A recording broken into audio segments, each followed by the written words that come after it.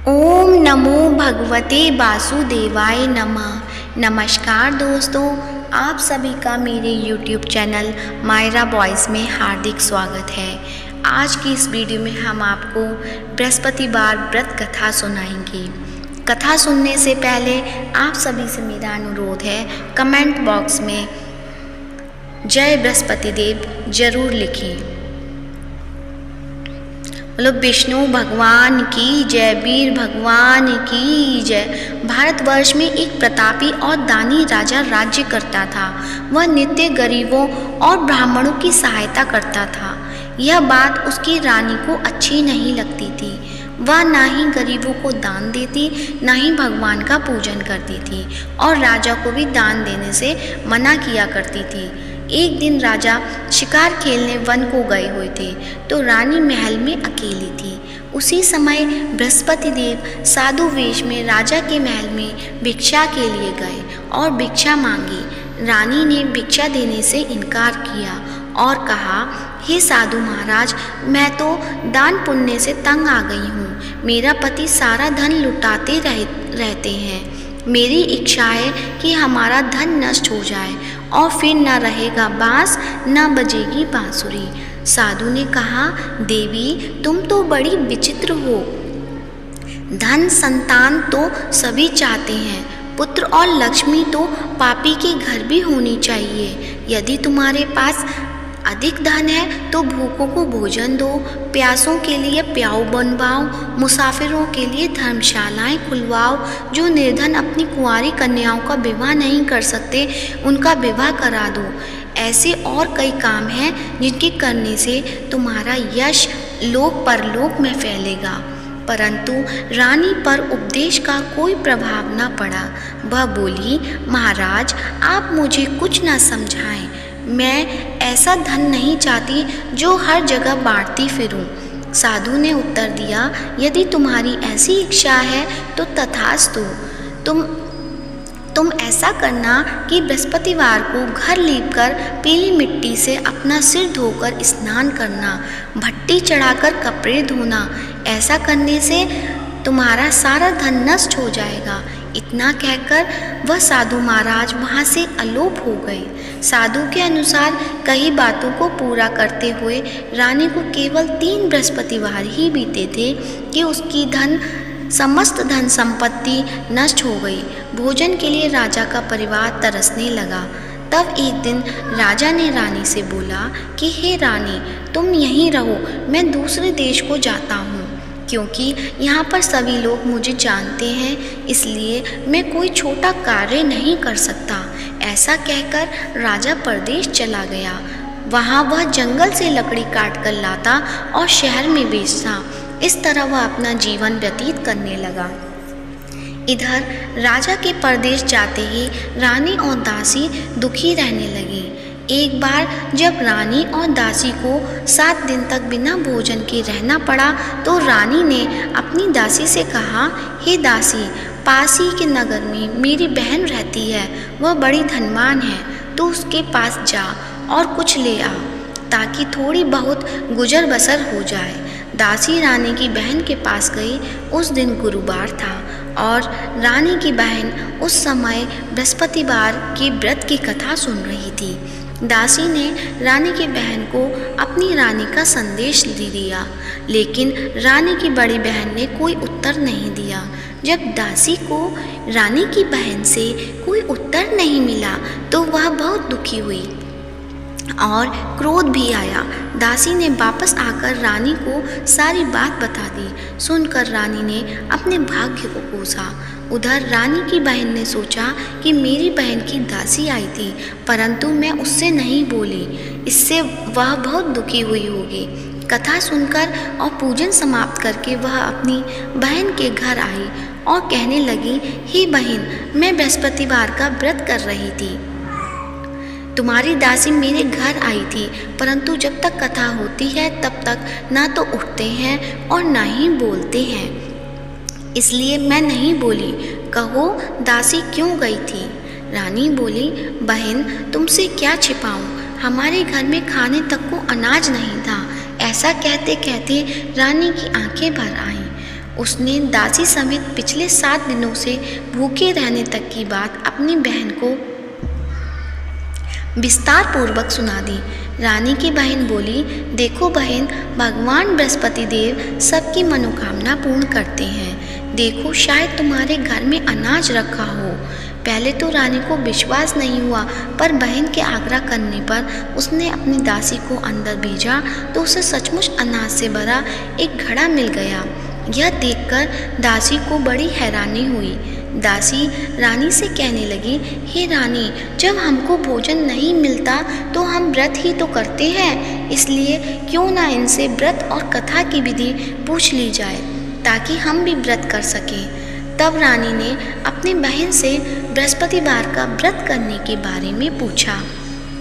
उसकी बहन ने बताया, बृहस्पतिवार के व्रत में चने की दाल और मुनक्का से विष्णु भगवान का केले की जड़ में पूजन करें तथा दीपक जलाएं, व्रत कथा सुने और पीला भोजन ही करें। इससे बृहस्पति देव प्रसन्न होते हैं। व्रत और पूजन विधि बताकर रानी की बहन अपने घर लौट आई। 7 दिन के बाद जब गुरुवार आया तो रानी और दासी ने व्रत रखा। गुड़साल में जाकर चना और गुड़ लेकर आई, फिर उससे केले की जड़ तथा विष्णु भगवान का पूजन किया। अब पीला भोजन कहाँ से आए, इस बात को लेकर दोनों बहुत दुखी थे। क्योंकि उन्होंने व्रत रखा था, इसलिए बृहस्पति देव उनसे प्रसन्न थे। इसलिए वे एक साधारण व्यक्ति का रूप धारण कर 2 थालों में सुंदर पीला भोजन दासी को दे गए। भोजन पाकर दासी प्रसन्न हुई और फिर रानी के साथ मिलकर भोजन ग्रहण किया। उसके बाद वे सभी गुरुवार को व्रत और पूजन करने लगे। बृहस्पति भगवान की कृपा से उनके पास फिर से धन संपत्ति आ गई, परंतु रानी फिर से पहले की तरह आलस्य करने लगी। तब दासी बोली, देखो रानी, तुम पहले भी इस प्रकार आलस्य करती थी। तुम्हें धन रखने में कष्ट होता है, इस कारण सभी धन नष्ट हो गया, और अब जब भगवान बृहस्पति की कृपा से धन मिला है तो तुम्हें फिर से आलस्य होता है। रानी को समझाते हुए दासी कहती है कि बड़ी मुसीबतों के बाद हमने यह धन पाया है, इसलिए हमें दान पुण्य करना चाहिए, भूखे मनुष्य को भोजन कराना चाहिए और धन को शुभ कार्यों में खर्च करना चाहिए, जिससे तुम्हारे कुल का यश बढ़ेगा, स्वर्ग की प्राप्ति होगी और पितृ प्रसन्न होंगे। दासी की बात मानकर रानी अपना धन शुभ कार्यों में खर्च करने लगी, जिससे पूरे नगर में उसका यश फैलने लगा। बृहस्पतिवार व्रत कथा के बाद श्रद्धा के साथ आरती की जानी चाहिए। इसके बाद प्रसाद बांटकर उसे ग्रहण करना चाहिए। एक दिन राजा दुखी होकर जंगल में एक पेड़ के नीचे आसन जमाकर बैठ गया। वह अपनी दशा को याद करके व्याकुल होने लगा। बृहस्पतिवार का दिन था। एकाएक उसने देखा कि निर्जन वन में एक साधु प्रकट हुए। वह साधु वेश में स्वयं बृहस्पति देवता थे। लकड़हारे के सामने आकर बोले, हे लकड़हारे, इस सुनसान जंगल में तू चिंता मग्न क्यों बैठा है? लकड़हारे ने दोनों हाथ जोड़कर प्रणाम किया और उत्तर दिया, महात्मा जी, आप सब कुछ जानते हैं, मैं क्या कहूँ? यह कहकर रोने लगा और साधु को अपनी आत्मकथा सुनाई। महात्मा जी ने कहा, तुम्हारी स्त्री ने बृहस्पति के दिन बृहस्पति भगवान का निरादर किया है, जिसके कारण रुष्ट होकर उन्होंने तुम्हारी यह दशा कर दी। अब तुम चिंता को दूर करके मेरे कहने पर चलो, तुम्हारे सब कष्ट दूर हो जाएंगे और भगवान पहले से भी अधिक संपत्ति देंगे। तुम बृहस्पतिवार के दिन कथा किया करो। 2 पैसे के चने मुनक्का लाकर उसका प्रसाद बनाओ और शुद्ध जल से लोटे में शक्कर मिलाकर अमृत तैयार करो। कथा के पश्चात अपने सारे परिवार और सुनने वाले प्रेमियों में अमृत व प्रसाद बांटकर आप भी ग्रहण करो। ऐसा करने से भगवान तुम्हारी सब मनोकामनाएं पूरी करेंगे। साधु के ऐसे वचन सुनकर लकड़हारा बोला, हे प्रभु, मुझे लकड़ी बेचकर इतना पैसा नहीं मिलता जिससे भोजन के उपरांत कुछ बचा सकूं। मैंने रात्रि में अपनी स्त्री को व्याकुलता देखा है। मेरे पास कुछ भी नहीं जिससे मैं उसकी खबर मंगा सकूं। साधु ने कहा, हे लकड़हारे, तुम किसी बात की चिंता मत करो। बृहस्पति के दिन तुम रोजाना की तरह लकड़ियां लेकर शहर को जाओ। तुमको रोज से दुगना धन प्राप्त होगा, जिससे तुम भली भांति भोजन कर लोगे तथा बृहस्पति देव की पूजा का सामान भी आ जाएगा। इतना कहकर साधु अंतर ध्यान हो गए। धीरे धीरे समय बीतता होने पर भी फिर वही बृहस्पतिवार का दिन आया। लकड़हारा जंगल से लकड़ी काटकर किसी शहर में बेचने गया। उसे उस दिन और दिन से भी अधिक पैसा मिला। राजा ने चना गुड़ आदि लाकर गुरुवार का व्रत किया। उस दिन से उसके सभी क्लेश दूर हुए। परंतु जब दोबारा गुरुवार का दिन आया तो बृहस्पतिवार का व्रत करना भूल गया। इस कारण बृहस्पति भगवान नाराज हो गए। उस दिन उस नगर के राजा ने विशाल यज्ञ का आयोजन किया तथा शहर में यह घोषणा करा दी कि कोई भी मनुष्य अपने घर में भोजन न बनावे, न आग जलावे। समस्त जनता मेरे यहाँ भोजन करने आवे। इस आज्ञा को जो न मानेगा उसे फांसी की सजा दी जाएगी। इस तरह की घोषणा संपूर्ण नगर में करवा दी। राजा की आज्ञा अनुसार शहर के सभी लोग भोजन करने गए, लेकिन लकड़हारा कुछ देर से पहुंचा। इसलिए राजा उसको अपने साथ घर लिवा ले गए और ले जाकर भोजन करा रहे थे तो रानी की दृष्टि उस खूंटी पर पड़ी जिस पर उसका हार लटका हुआ था। वह वहां पर दिखाई नहीं दिया। रानी ने निश्चय किया कि मेरा हार इस मनुष्य ने चुरा लिया है। उसी समय सिपाहियों को बुलाकर उसको कारागार में डलवा दिया। जब लकड़हारा कारागार में पड़ गया और बहुत दुखी होकर विचार करने लगा कि न जाने कौन से पूर्व जन्म के कर्म से मुझे यह दुख प्राप्त हुआ है, और उसी साधु को याद करने लगा जो कि जंगल में मिला था। उसी समय तत्काल बृहस्पति देव साधु के रूप में प्रकट हुए और उसकी दशा को देखकर कहने लगे, अरे मूर्ख, तूने बृहस्पति देव की कथा नहीं करी, इस कारण मुझे दुख प्राप्त हुआ है। अब चिंता मत कर। बृहस्पतिवार के दिन कारागार के दरवाजे पर 4 पैसे पड़े मिलेंगे। उससे तू बृहस्पति देव की पूजा करना तो सभी कष्ट दूर हो जाएंगे। बृहस्पति के दिन उसे 4 पैसे मिले। लकड़हारे ने कथा कही। उसी रात्रि को बृहस्पति देव ने उस नगर के राजा को स्वप्न में कहा, हे राजा, तुमने जिस आदमी को कारागार में बंद कर दिया गया है वह निर्दोष है, वह राजा है, उसे छोड़ देना। रानी का हार उसी खूंटी पर लटका है। अगर तू ऐसा नहीं करेगा तो मैं तेरे राज्य को नष्ट कर दूंगा। इस तरह रात्रि के स्वप्न को देखकर राजा प्रातःकाल उठा और खूंटी पर हार देखकर लकड़हारे को बुलाकर क्षमा मांगी और लकड़हारे को योग्य सुंदर वस्त्र आभूषण देकर विदा कर दिया। बृहस्पति देव की आज्ञा अनुसार लकड़हारा अपने नगर को चल दिया। राजा जब अपने नगर के निकट पहुंचा तो उसे बड़ा आश्चर्य हुआ। नगर में पहले से भी अधिक बाग, तालाब, कुएं, बहुत सी धर्मशाला, मंदिर आदि बन गई हैं। राजा ने पूछा, यह किसका बाग और धर्मशाला है? तब नगर के सब लोग कहने लगे, यह सब रानी और दासी का है। उन्हें आश्चर्य हुआ और गुस्सा भी आया।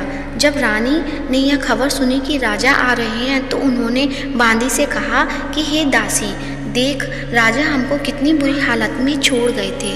हमारी ऐसी हालत देखकर वह लौट ना जाए, इसलिए तू दरवाजे पर खड़ी हो जा। आज्ञानुसार दासी दरवाजे पर खड़ी हो गई। राजा आए, उन्हें अपने साथ लेवा लाई। तब राजा ने क्रोध करके अपनी रानी से पूछा कि यह धन कैसे प्राप्त हुआ है। तब उन्होंने कहा, हमें यह सब धन बृहस्पति देव की इस व्रत कथा से प्राप्त हुआ है। राजा ने निश्चय किया कि 7 रोज बाद तो सभी बृहस्पति देव का पूजन करते हैं, परंतु मैं प्रतिदिन दिन में 3 बार कहानी तथा रोज व्रत किया करूँगा। अब हर समय राजा के दुपट्टे में चने की दाल बंधी रहती तथा दिन में 3 बार कहानी कहता। एक रोज राजा ने विचार किया कि चलो अपनी बहन के यहाँ हो आवे। इस तरह निश्चय कर राजा घोड़े पर सवार होकर अपनी बहन के यहाँ को चलने लगा।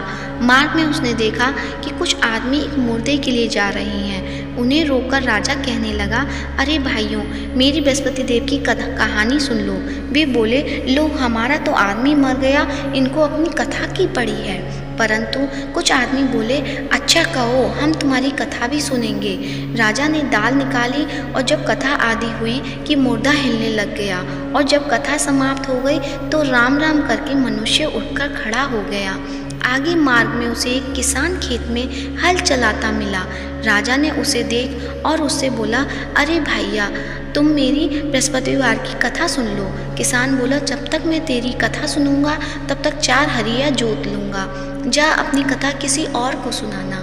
इस तरह राजा आगे चलने लगा।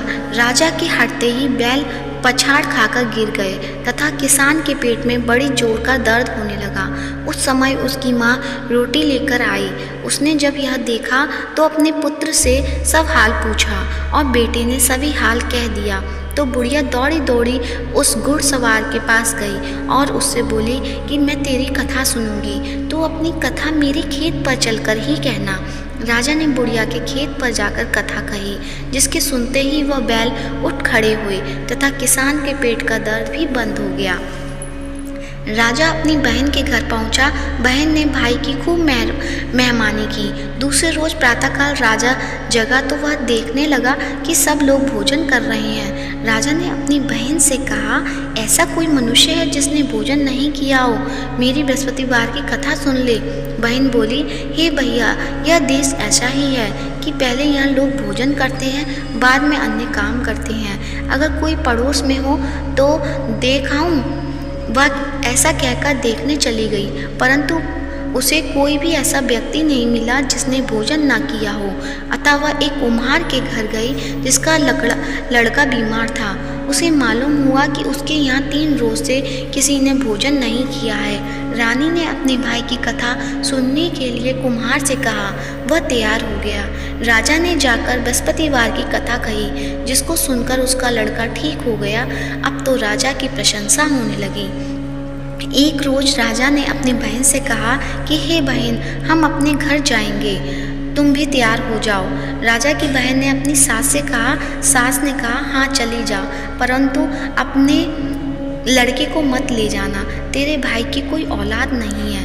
बहन ने अपने भैया से कहा, हे भैया, मैं तो चलूँगी पर बालक नहीं जाएगा। राजा बोला, जब कोई बालक नहीं चलेगा तब तुम ही क्या करोगी? बड़े दुख मन से राजा अपने नगर को लौट आया। राजा ने अपनी रानी से कहा, हम निर्वंशी हैं, हमारा मुंह देखने का धर्म नहीं है और कुछ भोजन आदि नहीं किया। रानी बोली, हे प्रभु, बृहस्पति देव ने हमें सब कुछ दिया है, वह हमें औलाद अवश्य देंगे। उसी रात बृहस्पति देव ने राजा से स्वप्न में कहा, हे राजा, उठ, सभी सोच त्याग दे, तेरी रानी गर्भ से है। राजा की यह बात सुनकर बड़ी खुशी हुई। 9वें महीने में उसके गर्भ से एक सुंदर पुत्र पैदा हुआ। तब राजा बोला, हे रानी, स्त्री बिना भोजन के रह सकती है पर बिना कहे नहीं रह सकती। जब मेरी बहन आवे तुम उससे कुछ कहना मत। रानी ने सुनकर हाँ कर दिया। जब राजा की बहन ने यह शुभ समाचार सुना तो वह खुश हुई तथा बधाई लेकर अपने भाई के यहाँ आई। तभी रानी ने कहा, घोड़ा चढ़कर तो नहीं आई, गधा चढ़ी आई। राजा की बहन बोली, भाभी, मैं इस प्रकार न कहती तो तुम्हें औलाद कैसे मिलती? बृहस्पति देव ऐसे ही हैं, जैसे जिसके मन में कामना है सभी को पूर्ण करते हैं। जो सद्भावना पूर्वक बृहस्पतिवार का व्रत करता है और कथा पढ़ता है अथवा सुनता है, दूसरों को सुनाता है, बृहस्पति देव उसकी सभी मनोकामना पूर्ण करते हैं। भगवान बृहस्पति देव उसकी सदैव रक्षा करते हैं। संसार में जो मनुष्य सद्भावना पूर्वक से भगवान जी का पूजन व्रत सच्चे हृदय से करते हैं, उनकी सभी मनोकामनाएं पूर्ण करते हैं। जो सच्ची भावना से रानी और राजा ने उनकी कथा का गुणगान किया तो उनकी सभी इच्छाएं बृहस्पति देव जी ने पूर्ण की थी। इसलिए पूर्ण कथा सुनने के बाद प्रसाद लेकर जाना चाहिए। हृदय से उनका मनन करते हुए जयकारा बोलना चाहिए। बोलो बृहस्पति देव की जय, भगवान विष्णु की जय। तो आइए अब सुनते हैं बृहस्पति देव की आरती। ओम जय बृहस्पति देवा, स्वामी जय बृहस्पति देवा। छिन छिन भोग लगाऊं, कदली फल मेवा। ओम जय बृहस्पति देवा, ओम जय बृहस्पति देवा। तुम पूर्ण परमात्मा, तुम अंतर्यामी। जगत पिता जगदीश्वर तुम सबके स्वामी, ओम जय बृहस्पति देवा। चरणामृत निज निर्मल सब पातक हरता, स्वामी सब पातक हरता। सकल मनोरथ दायक कृपा करो भरता, ओम जय बृहस्पति देवा। तन मन धन अर्पण कर जो जन शरण पड़े, स्वामी जो जन शरण पड़े।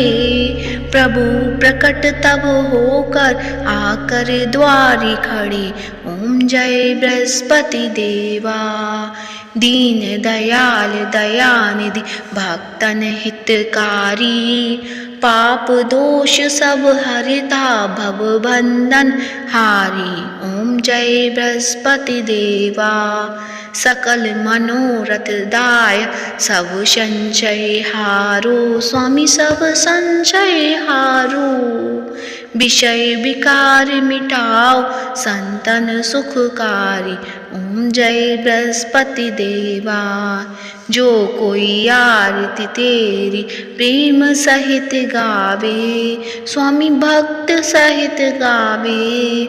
जेठानंद वंद सो निश्चय छुट जावे, ओम जय बृहस्पति देवा।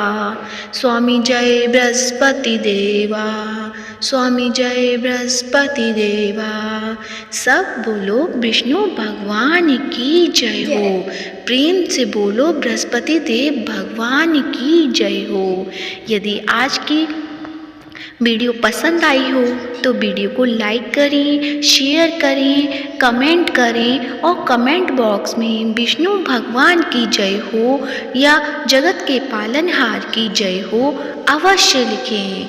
और साथ ही मायरा बॉयज़ चैनल को सब्सक्राइब करें।